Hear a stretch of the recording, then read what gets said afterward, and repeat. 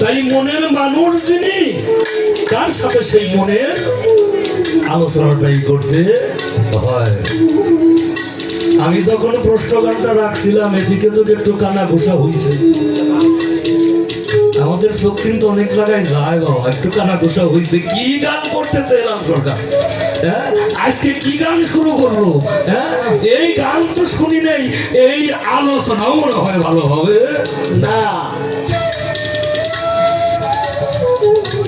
কিন্তু আমি জানি এই আলাপের পাশাপাশি কোন আলোচনা আসবে জসিম সরকারের কাছ থেকে, এটা আমার ভালো জানা আছে। জঙ্গলার ভাগে করছিল বিয়া,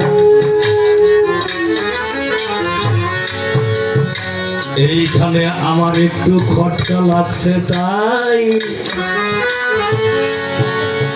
এই ভাগের ব্যাপারে আমার কোনো দ্বিমত কিন্তু নাই। দ্বিমত হইল কোথাকারে, আমি বলতে চাই খুলিয়া, এই বিষয়টাই আমার দয়াল গুরু সঠিকভাবে দিবেন গো বলিয়া।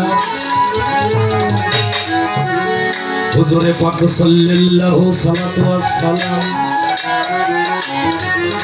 মা ফাতেমা জোহরা আলাইহিস সালামের বিবাহ নিয়া চিন্তিত যায় হইয়া উম্মে সালমা রাদিয়াল্লাহু তাআলা আনহা আমার হুজুরকে বারবার বলতেছে ডাকিয়া, বিয়ের ব্যবস্থা করতে হবে মা ফাতেমা। আপনারা জানেন যখন এই এলানটাই আমার হুজুর করে দিলেন, তাই সবাই এসে হাজির হইল। কোরআন শরীফ খতম করতে কয়,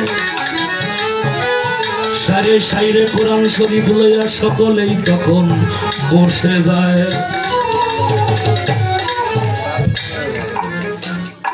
বেজালি তো এই জায়গা বাসছে। কোরআন শরীফটা কি তখন একত্রীকরণ হয়েছিল? হুজুরে পাক সাল্লাল্লাহু সালাতু ওয়াস সালাম ওনার জীবদ্দশায় উনি আরেফেল ওজুদ নিয়ে যতদিন এই মাটির পৃথিবীতে ছিলেন, ওই সময় কি কোরআন শরীফটা একত্রীকরণ হয়েছিল? কথা কোন লাগেন না, হয় নাই। হ্যাঁ ওই সময় কিন্তু কোরআন শরীফটা একত্রীকরণ করা হয় নাই। মাওলা আলীর বিষয়টা সম্পূর্ণ আলাদা, কিন্তু এই যে অন্য অন্য সাহাবারা যে কোরআন শরীফ নিয়ে বসলো, এই কোরআন শরীফ তখন পাইল কোথায়?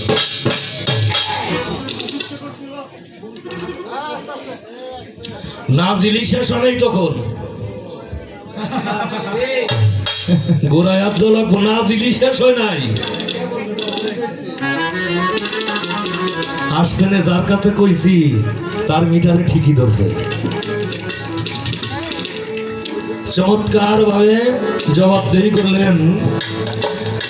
আমি ভাবুক কবি, সাধক কবি, সুফি কবি, দার্শনিক কবি আব্দুর রশিদ সরকার আল চিশতি রেজাভী রহমতুল্লাহের একটি কালাম দিয়ে শুরু করছিলাম। এটা হলো মানিকগঞ্জের আব্দুর রশিদ সরকার। টাঙ্গাইল যেহেতু আইছি, তাহলে টাঙ্গাইলের একটা কালাম আপনাদের কাছে রাখার দরকার না? দয়ালের স্মরণ একটু নিবেদন করার দরকার না? টাঙ্গাইলের কালাম খালি মানিকগঞ্জের কালাম নিয়েই ঘুরি না? টাঙ্গাইলের একটা জানা আছে, এটাও তো আবার একটু বোঝার বিষয়, জানার বিষয়। হ্যাঁ কালামের মধ্যেও ভাগ ভাগ আছে। বাবা, মান আরাফা নাফসাহু ফাকাত আরাফা রব্বাহু, তুমি চিনো তোমার নফসানিয়াতকে, তোমার নফসকে, তুমি চিনতে পারবে তোমার রবকে। তাহলে আমি যদি আমাকে চিনি, আমার নফসানিয়াতকে চিনি, রবকে চিনা যাবে। এর মধ্যে বাবা জাহেরি ভাবে আছে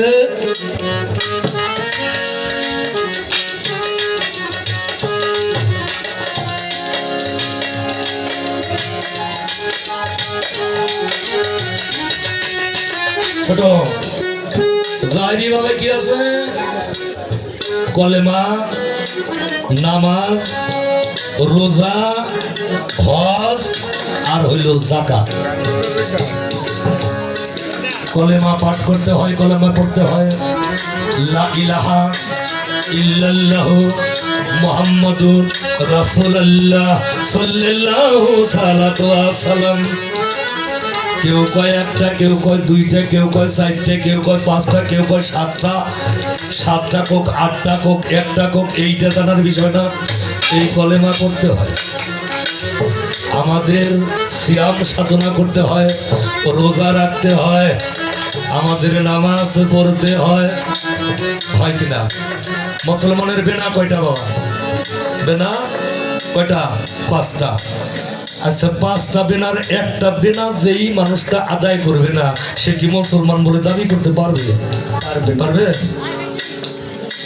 পারবে না। যার টাকা নাই, যার পয়সা নাই, যার ধন দৌলত নাই, সে কলেমাটা পড়তে পারবে, সমস্যা নাই। নামাজটাও পড়তে পারবে, সমস্যা নাই। রোজাটাও করতে পারবে, তাতেও সমস্যা নাই। হজ কি করতে পারবো?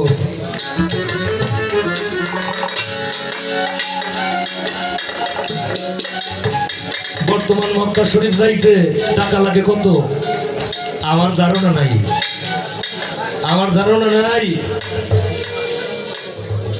হজ করতে যে কত লাগে এটা আমার ধারণা নাই।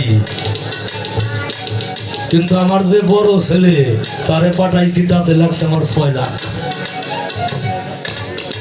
গেছে কাজের জন্য, হজ করার জন্য যায় নাই। হজ করতে গেলে মনে হয় আরো বেশি প্রয়োজন আছে। আচ্ছা, আমার তো বাজার টাকা পয়সা নাই, তাইলে আমার জন্য কি হজ হবে নাকি হজ হবে না? আর আমি যদি টাকা পয়সা খরচ করে হজ করতে না যাইতে পারি, তাহলে এই বেলাটা কি আমার জন্য মাপ হয়ে যাবে নাকি এটা আদায় করতেই হবে? যদি মাপ হয় তাহলে কোন কাজে হইব, আর যদি আদায় করুন লাগে তাহলে ওই কাবায় না যাইয়ে বাজান কোন কায়দায় আমি আদায় করবো, এই কোনটা আমাদের একটু দেখা। টাকা না থাকলে কি জাকাত দেওয়া যাবো? যাবো? নিজের জানি আছে না, হ্যাঁ, মুমিন আছে না, তার মানে কাফের মারি কোন সময়? হ্যাঁ বাবা, নিজের জানি আছে না, তাহলে যাকাতটা আমি দেব কোন কায়দায়?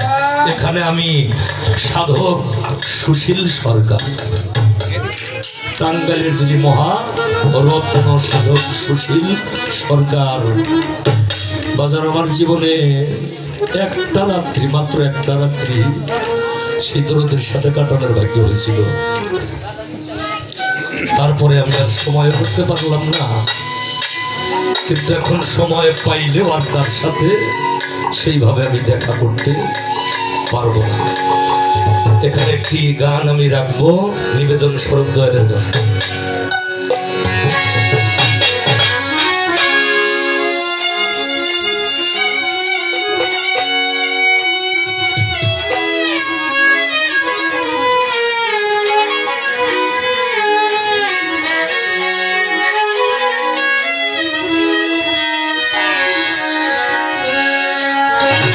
এই পৃথিবীর মধ্যে যাওয়া নাম শুনি মনটা না গো,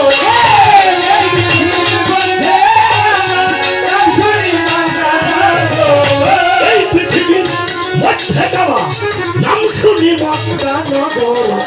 বলো দয়াল কোথায় আছে এই মানব দেহে যাওয়ার ঘর আমার বাজার রে? বলো দয়াল কোথায় আছে এই দেহেতে যাওয়ার ঘর?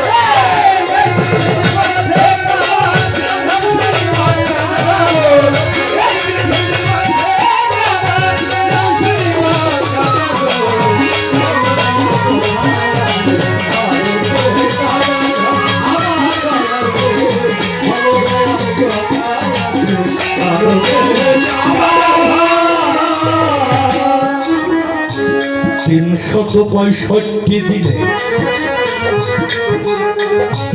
একদিন হজ হয় কাবায়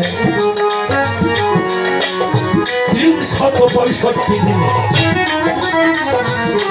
মাত্র একবার হজ করে ওই কাবায়। কোন মাসের কত তারিখে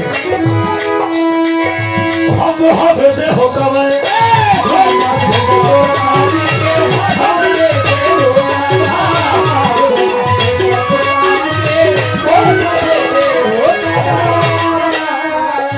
আরে দয়াল 365 দিন একদিন হজ করে ওই কাবায়। কোন মাসের কত তারিখে হজ হবে দেহ কাবায়?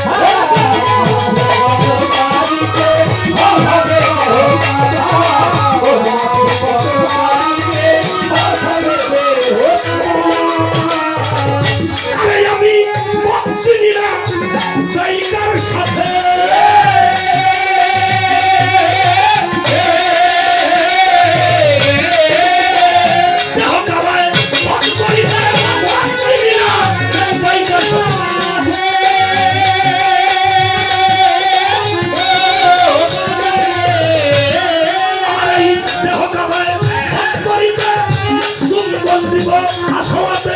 কোথায় আছে সেই পাথর?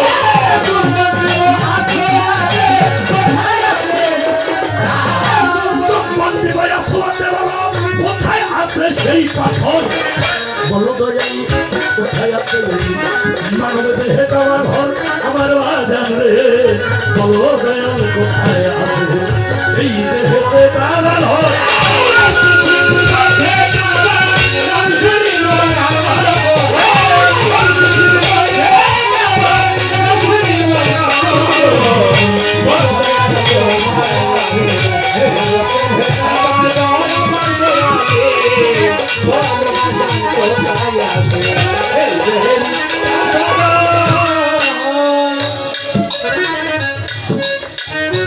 ওই কাবার কোন দিকে ওযু করে, কোন দিকে আজানের ধ্বনি, কোন দিকেতে নামাজ পড়ে, কি দিলে হয় কুরবানি?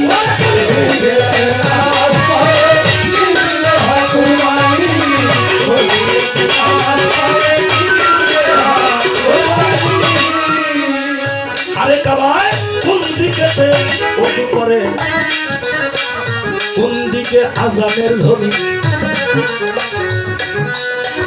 কোন দিকেতে নামাজ পড়ে, কি দিলে হয় কুরবানি?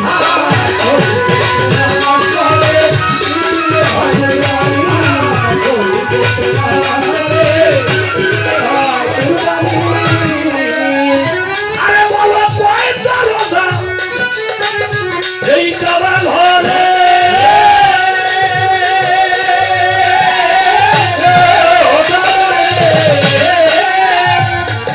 তাতে ইমামতি কেবা করে কয়টা রোজা কাবা ঘরে?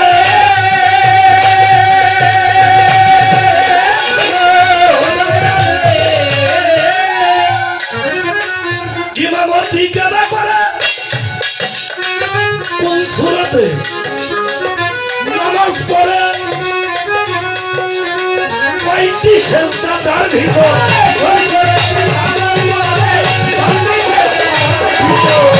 কোন সূরাতে নামাজ পড়ে বলো? কোন সূরাতে নামাজ পড়ে, কয়টি সেজদা তার ভিতর? বলো দয়াল কোথায় আছে এই দেহেতে কাবা ঘর? দয়াল রে বলো দয়াল কোথায় আছে এই দেহেতে কাবা ঘর?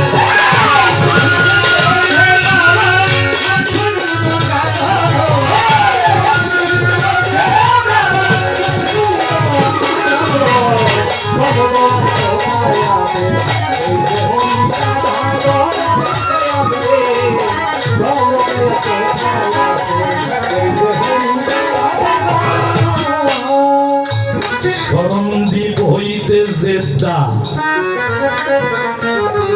কোন দিকে মক্কা মদিনা,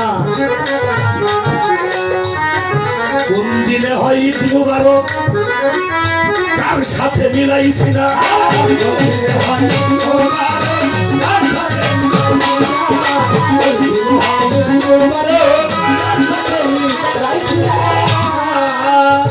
স্মরণদ্বীপ হইতেছে দেহে কোন দিকেই মক্কা মদিনা কোন দিনে হয় ঈদ মুবারক কার সাথে মিলাইছি না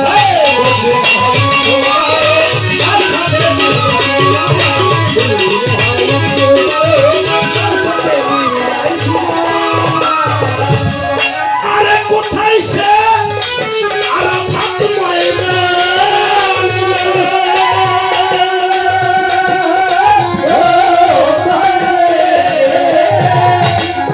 আমি কি দিয়া তারাই বলে শয়তান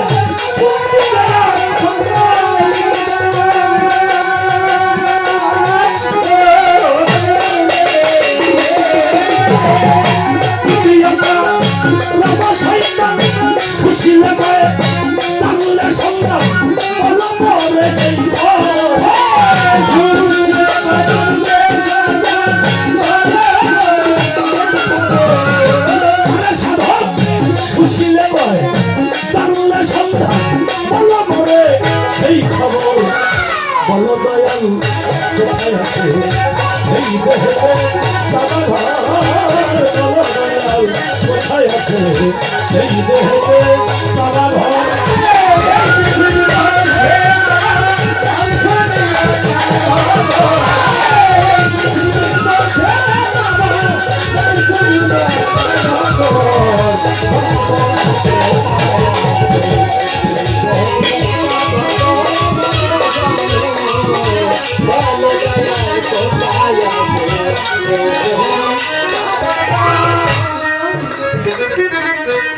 আজকে হজ কইরা যাকাত দিয়ে কি হাজরা আসওয়াদের পাথর যেই পাথরটা শোনা যায় আসিল শ্বেত বর্ণের শ্বেত বর্ণ মানে সাদা বর্ণের মানুষের পাপ হরণ করতে করতে করতে করতে করতে করতে ওই পাথরটা নাকি কালো আকার ধারণ করেছে মানুষ যখন তার ভিতরে চুমা দেয় চুমা দিলে মানুষের জীবনের সমস্ত পাপ তাপ হরণ হইয়া পুত পবিত্র পরিশুদ্ধ হইয়া ওই মানুষটা আবার গৃহে ফিরে আসে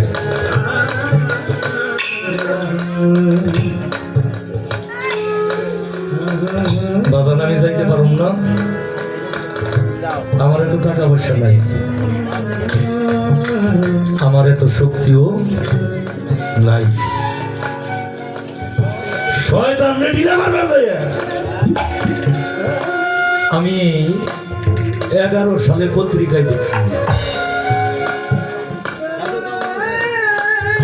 দেখছি ওই সময় খুব কুয়াশা ছিল ওদের একটা তারিখ আছে না আচ্ছা তারিখ ছাড়া তো হজ হয় না তারিখ ছাড়া করলে হয় উমরা কিন্তু হজের একটা নির্দিষ্ট তারিখ আছে এইটা হলো চাঁদ ধরে হয় চাঁদ ধরে হয় না জিলহজ মাসে ওই সময় খুব কুয়াশা ছিল শয়তান রে ডিলে মারবে বাগান পত্রিকার মধ্যে দেখলাম শয়তান আগে বলে আসিল একটা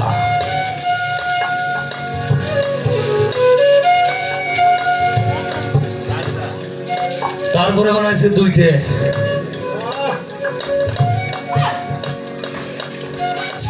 তারপরে বানাইছে 3টে তাহলে আগে আসিল একটা পরে আর একটা বানাইছে তাতেও হয় না একটা বানাইছে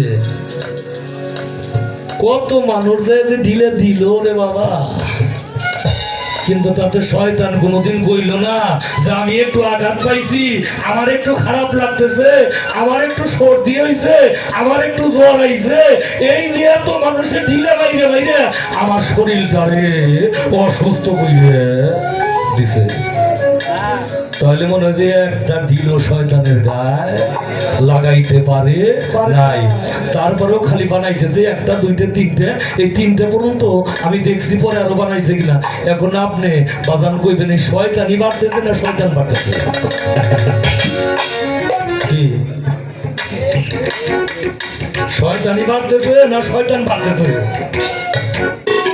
কোনটা বাড়তেছে? আমি কইলাম না এটা, আপনি একটু সাজাই গুছাই কই।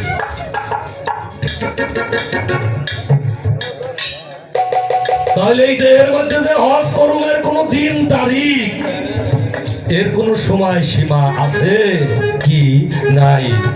দিন তারিখ থাকলে কোন মাসের কত তারিখে আমার হজ শুরু করতে হবে, আমার শেষ হবে কেমনে, এই কাবা ঘরের চত্বর দিতে হয়, মুজদালিফায় দাঁড়াইয়ে হজের নিয়ত করতে হয়, আরাফাতের ময়দানে যাইতে হয়, সাফা মারওয়া দৌড়াইতে হয়, জমজমের পানি খাইতে হয়। তাহলে বিশ্ব ব্রহ্মাণ্ডে যাহা কিছু আছে তাহা যদি দেহমান্ডে খাইতে থাকে, তাহলে এর ভিতরে মুজদালিফা আছে, এর ভিতরে আরাফাতও আছে, এর ভিতরে সাফা মারওয়া আছে, এর ভিতরে জমজমের কূপই আছে। ওই আমার বাজান, এর ভিতরে জেদ্দার শহরও আছে, সরণদ্বীপও আছে, মক্কাও আছে। আবার যারা নবী প্রেমিক তারা মদিনায় যায়, মদিনা মুনওয়ারায় জিয়ারত করার জন্য যায়, যায় কিনা? তাহলে মক্কাও আছে, মদিনাও আছে, হাজরে আসওয়াদের পাথরও আছে, সবকিছুই আছে। আবার হজের শেষে কোরবানি করতে হয়। আমি যে কোরবানি করব, বর্তমান গরু ছাগলের যে দাম রে বাবা, আমার কিন্তু কায়দা নাই। আমি কোরবানিটা করব কিভাবে?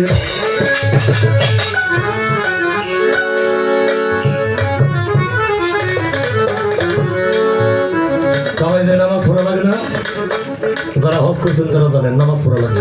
নামাজ পড়তে গেলে উযু করার দরকার, কিন্তু এই উযুটা কোন দিক থেকে শুরু হয়, কোন দিকে শেষ হয়, কোন দিকে নামাজ পড়ে, আজানের ধ্বনিটা কোন জায়গা থেকে দেয়, এবং ওই জায়গার যে নামাজ, এই নামাজের ইমামতিটা করে কি, ইমামটাকে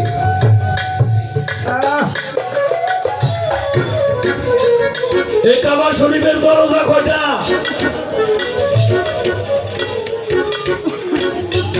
কোন দরজায় কার বসতি, এবং নামাজটা বাবা কোন সূরাতে পড়ে? এই নামাজের কোন সূরা কেরাত আছে কি নাই? শরীয়তের দৃষ্টিতে নামাজ পড়তে গেলে যায় নামাজের দোয়া পড়তে হয়, হ্যাঁ। তারপরে কি করতে হয়? তারপরে আপনার এই নিয়ত করতে হয়, সানা পড়তে হয়, সূরা পড়তে হয়, তারপরে রুকু করতে হয়, তারপরে সিজদা করতে হয়। এখন এই দেহগরে নামাজ পড়তে গেলে বাবা এর কোনো সূরা কেরাত আছে কি নাই? এইটা থাকলে এই শরীয়তের এই সমস্ত সূরা কেরাতেই আমার নামাজ আদায় করতে হবে, সালাত আদায় করতে হবে, নাকি অন্য কোনো ব্যবস্থা আছে?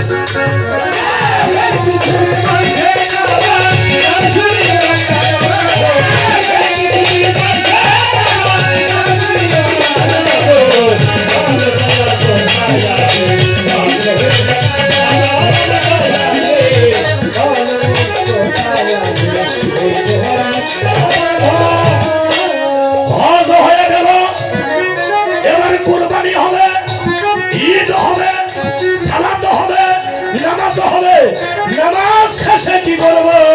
আমরা মোনাজাত করে ঈদের ময়দানে এক মুসলমান ভাই আর এক মুসলমান ভাই রে বুকে জড়াইয়া ধইরা সিনার সাথে সিনাটা মিলাইয়া থাকি।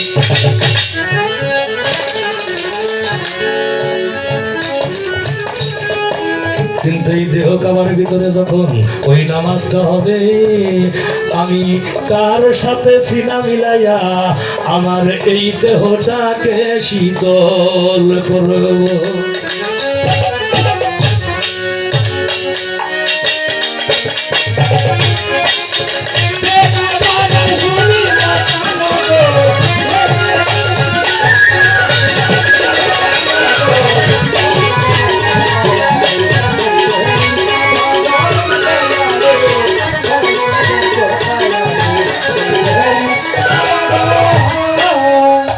স্মরণদ্বীপ হইতে জেদ্দা, কোন দিকে মক্কা মদিনা, স্মরণদ্বীপ হইতে জেদ্দা,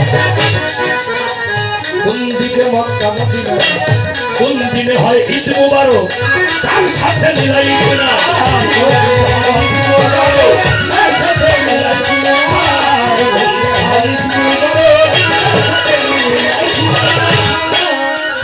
আরে বাজারে কোথায় সেই আরাফাত ময়দান,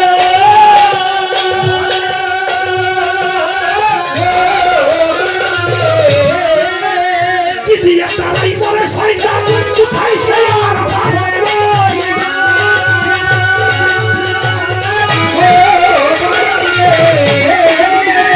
আরে আমি জিতিয়া তারাই শয়তান সাধক সুশীল জানলে সন্তান বলা মরে সেই খবর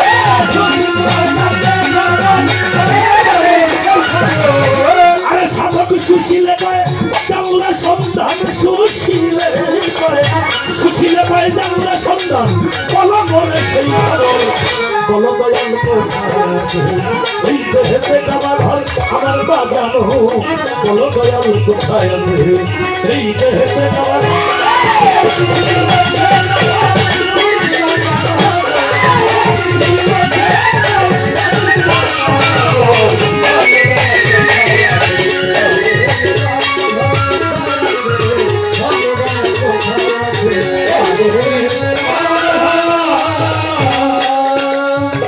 চমৎকার একটি ঘটনার মধ্য দিয়ে আমি মাতুয়ারা যাই হইয়া ভাবে সাগরে সবাই মিলে আমরা ছিলাম গো ডুবিয়া, ভাবের গুসাই ভাবের সাগর ভাবের নাগর হয়,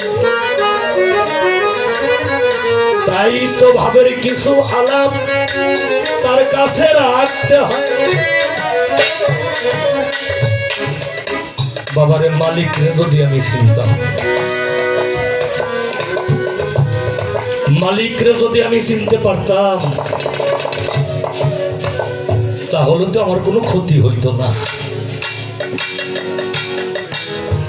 মালিককে চেনাটা বড় কঠিন ব্যাপার। আমার শহীদ চান বাবার মালিককে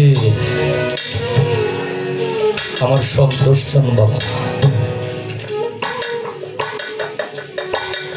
বড় চমৎকার, বড় দামি, মহামূল্যবান একটা কথা। কথাটা আপনাদের মনে আছে, তারপরেও স্মরণ করাইয়া দেই। কোন মানুষ যদি কিছু দেয় তাহলে সে কাঙ্গাল হয়ে যায়।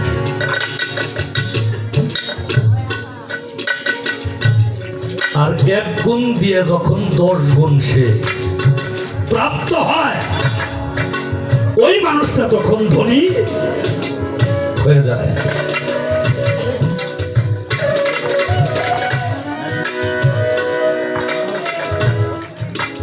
ওরস মাহফিল বর্তমান জামানায় পরিচালনা করা বাবা বড়ই কঠিন একটা ব্যাপার, বড় কঠিন একটা ব্যাপার। এটা যিনারা করেন তিনারা জানেন। তাই অগ্রিম বানিয়ে আমার বাবা বলে গেছে, আমার আজিজ চান বলে গেছে, হেলাল যে দরবারেই তুমি গান করবে, টাকা পয়সা যাহাই আনবে, ওই দরবারের মালিকটা যেন সন্তুষ্ট না হয়। মালিককে কখনোই অসন্তুষ্ট করে তার মনে আঘাত দিয়ে টাকা পয়সা আইনো না বাবা। তুমি কি জানো একটা ওরস করতে কত কষ্ট? এই যে সাজাইছে, এই সাজাইতে কত দিন লাগছে বাবা? কয়েকদিন আগের থেকে প্রস্তুতি নেওয়া লাগছে এইটা সাজাইতে। কিন্তু আমার শহীদ চান বাবা আমার মনে হয় 3 মাস আগের থেকে প্রস্তুতি নিছে। কেমন পাগল রে! গত বছর যখন আসলাম আমি আর জসিম সরকার বাড়িতে এসে যখন ঘরের ভিতরে ঢুকলাম, মেঘাচ্ছন্ন আকাশ, আকাশটা প্রতিকূলে, বৃষ্টি পরে পরে পরে পরে ভাব, উঠানে লোক ধরে না। ঘরের ভিতরে ডাক দিয়ে আমার জসিম ভাইরে এবং আমারে গান করার আগে, এই যে তোমাদের যে আমি দিব বাবা, আগে তোমাদেরকে দিয়ে দিলাম, আমরা দুইজনই পায়ের মধ্যে পড়ে গেছি, আপনি এটা কি করেন? কয় না বাবা, বৃষ্টির অবস্থা তো ভালো না, যদি গান বাজনা না হয় আমি তোমাদেরটা তোমাদের দিয়ে রাখলাম, মন চাইলে গান কই না, মন চাইলে না কই। এই বছর কিন্তু কোনো বৃষ্টি বৃষ্টি নাই, তারপরেও বাজান আমার তাই করছে। আমাদেরকে যা দেবে এইটা মনে হয় বাবার কাছে রাখতে ওনার জুলুম হইতেছে, ওনার কষ্ট হইতেছে, ওনার কষ্ট হইতেছে। আমি পরের জিনিস কেন রাখবো?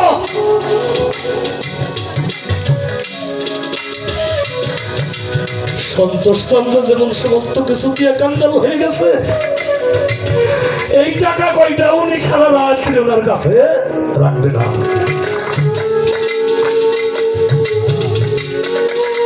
আমার জসিম চান দাদারে, ভক্ত কখনোই মুর্শিদের নৈকট্য লাভ করতে পারে না।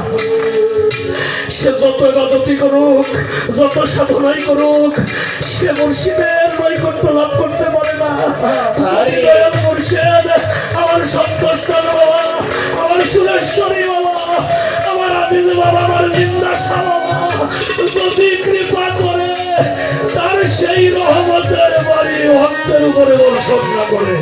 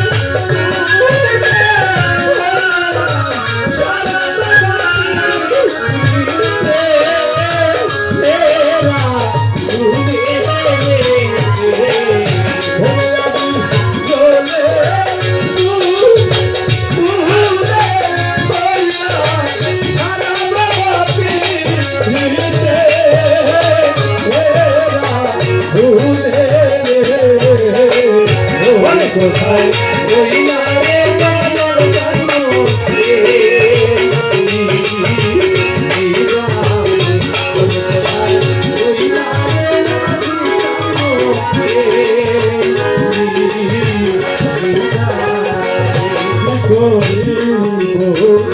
কোথায়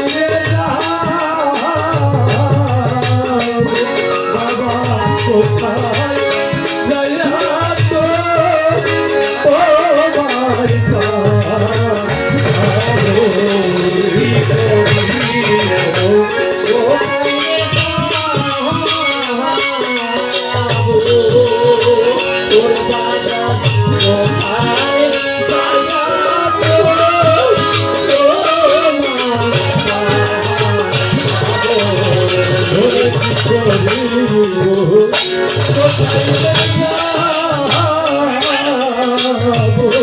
বাবা কোথায় গয়া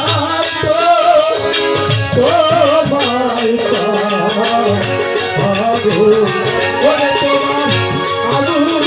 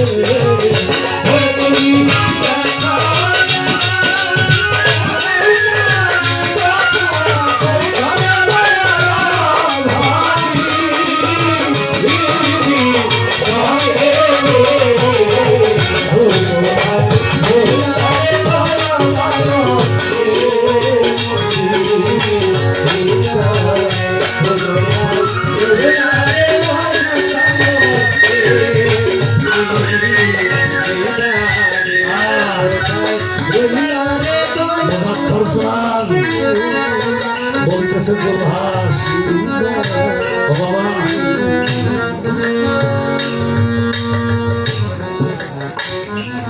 এত সুন্দর ঘর কার? বলে বাবা তোমার। বলে আমার ঘর তোমার বাড়ি থাকবে কেন? ভেঙ্গে নৌকার মধ্যে উঠাই দাও। উঠাইয়ে দিছে। বাবা এত সুন্দর গরুগুলো কার? এগুলো তো বাবা তোমার। আমার গরু তোমার বাড়ি কেন থাকবে? উঠাই দাও নৌকা। সুন্দর রমণী এটা কার? বলে এটা তো তোমার মেয়ে। কার মেয়ে? তোমার মেয়ে। আমার মেয়ে তোর বাড়ি কেন থাকবে? নৌকা উঠে দে। ফুটফুটে দুটো বাচ্চা। এই দুইটাকে কয়? এই দুইটা হলো তোমার নাতি আর হলো নাতনি। উঠাই দে। একটা কুকুরের ছানা ছিল, সে কুকুরের ছানাটাও নৌকার ভিতরে উঠাই দিছে। মুজাফফর চান যখন নৌকাটা ছেড়ে চলে যায়, দুলহাস গড়াইতে আছে মাটির ভিতরে।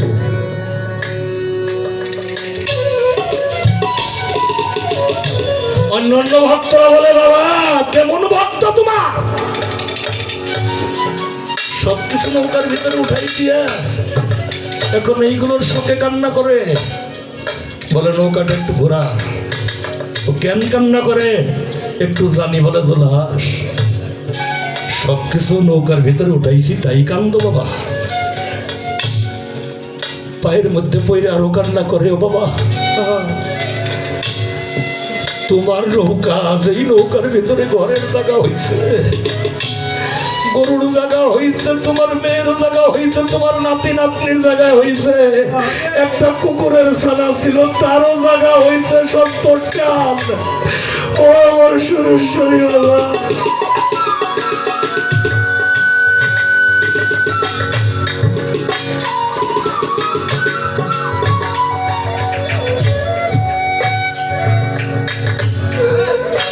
ওই নৌকার ভিতরে আমার একটু জায়গা হইল না কেন? ওই নৌকায় যেহেতু আমার কোনো জায়গা হয় নাই, তাই তো আমি কান্না করি। তাহলে কি তোমার নৌকায় তুমি আমাকে নেবে না? বুকের মধ্যে জড়ায় ধরে বলে, দুলহাস তুই কি চাস বল, তুই চাস কি বল? দুলহাস বলতেছে, বাবা আমি যা চাই আমাকে তুমি দেবে। বলে দেব। তাহলে আমি তোমার কাছে চাই, তুমি আমাকে দাও। সাগরে পাইব তরি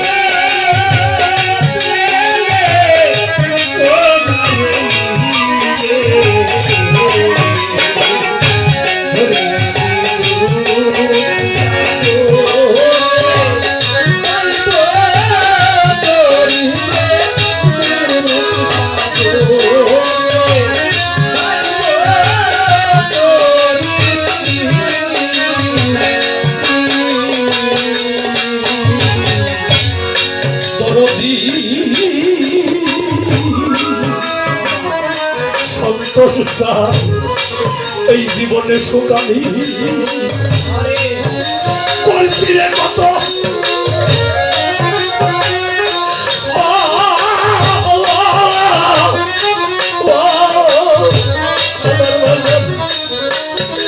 সুখ হইল না আমার মনের মতো দরদিরে হইলাম না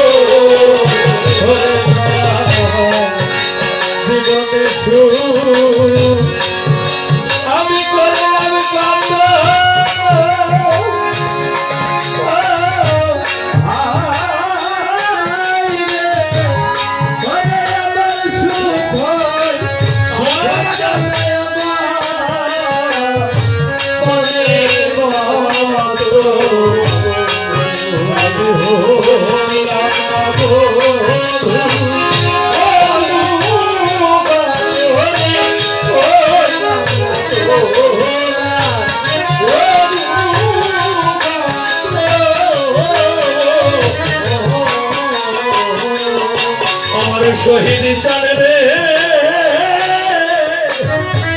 ওরে আমার আজিজ সুখ করছি কত ওরে আমার সুখ হইল না মনের মতো আমি আমি হইলাম না তো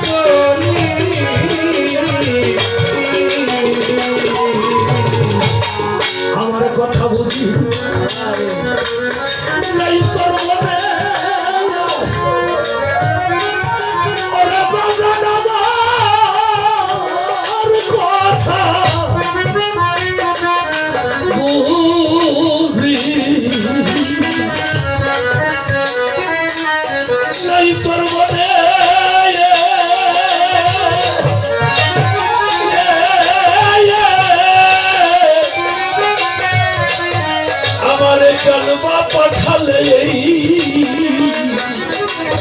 সংসার কারণে আরে একদিন বাঁধলো না বাঁশি আমার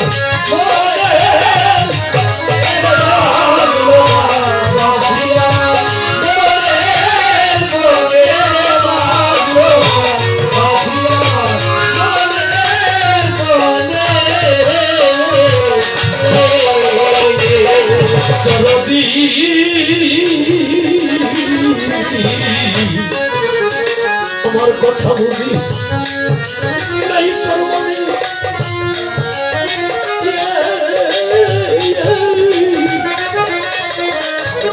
কেন পাঠালে আমায় সংসার কাঁদলে আরে একদিন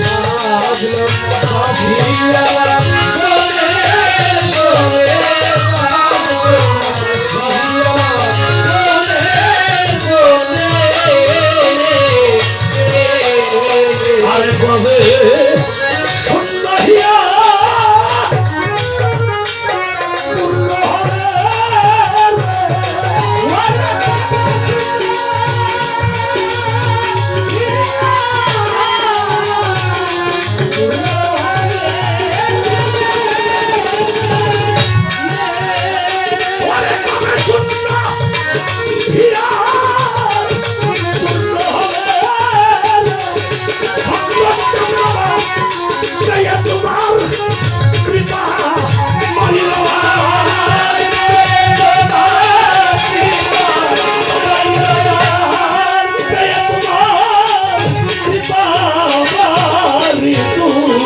সাগরে আমি আর যাইব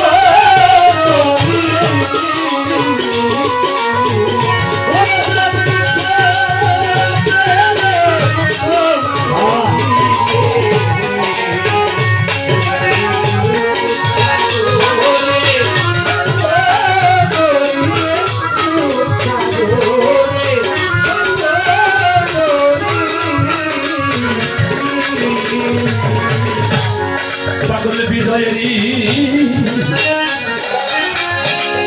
এই মিনতি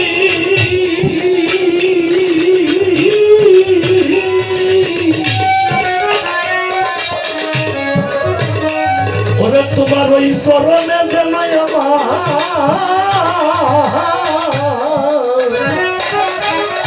থাকে রে মতি আরে আমার হইল যেন অন্য গতিলে হয় যাব আমার অন্য গতিলে হয় যাব আমার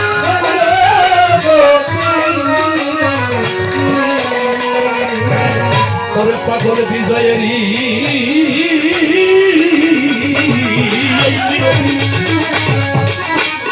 সন্তোষ বাবা তোমার ওই চরণে যেন আমার থাকে রে মতি আরে আমার হয় চলো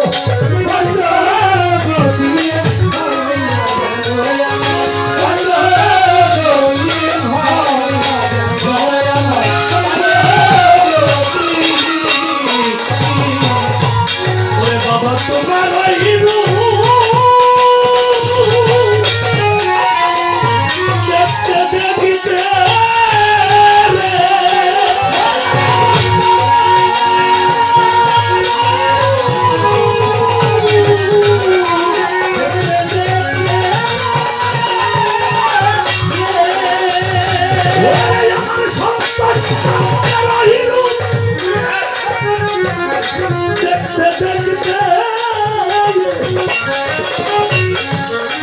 আরে আমি দিতে পারি যেন ভব আমি দিতে পারি যেন ভব পারি সাগরে